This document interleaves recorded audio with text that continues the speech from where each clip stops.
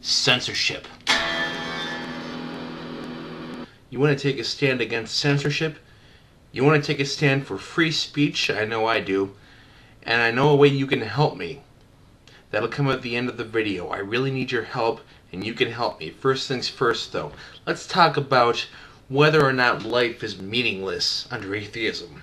All the arguments that I've seen for the meaninglessness of life in the popular literature and all the YouTube Christian videos I've seen, they all depend on one assumption, one very faulty assumption, and that is the assumption that life can only be meaningful if it is of infinite duration. You're welcome to scour the literature. Maybe I missed something that you'll be able to find, but I have never seen any support for the idea that life is meaningful if and only if it is of infinite duration. Never on YouTube, never in the Christian literature, simply never. So where exactly does the Christian get off saying that life is meaningless if you're an atheist?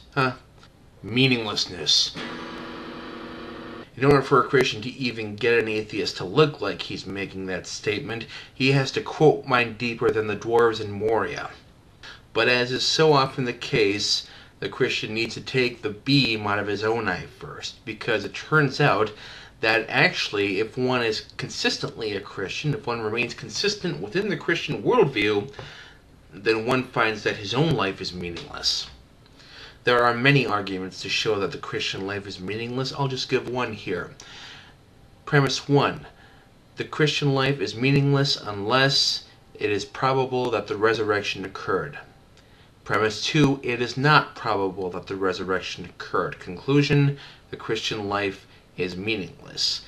St. Paul himself said this when he said, if the resurrection did not happen, then everything is for naught. Everything is hopeless. Hopelessness. That's enough of that. Everything is in vain if the resurrection didn't happen. This is one of the fundamental tenets of the Christian worldview.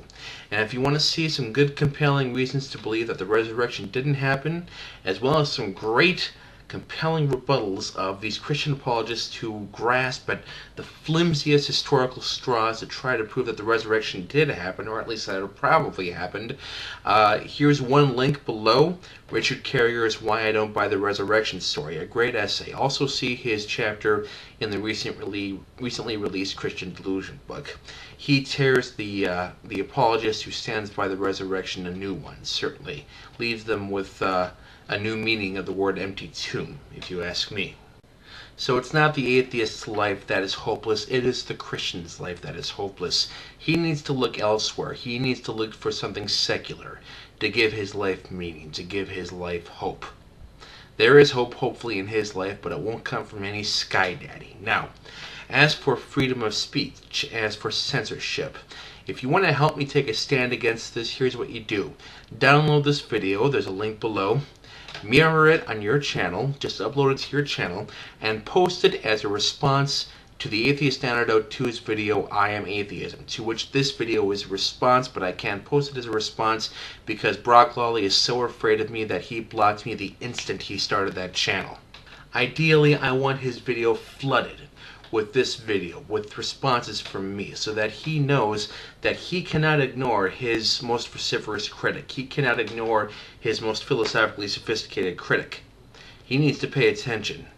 If he's going to be here on YouTube, and by the way, he's violating the terms of service just by being on YouTube, because if your channel is shut down for terms of use violation, you cannot create or access another channel. And yet he's got the Atheist Antidote 2, the Atheist Antidote 3, the Atheist Antidote 4, and so on. So, for better or for worse, he is violating terms of use.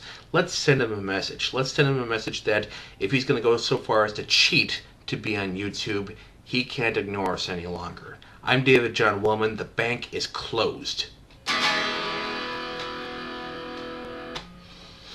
I'm still learning again. Sorry.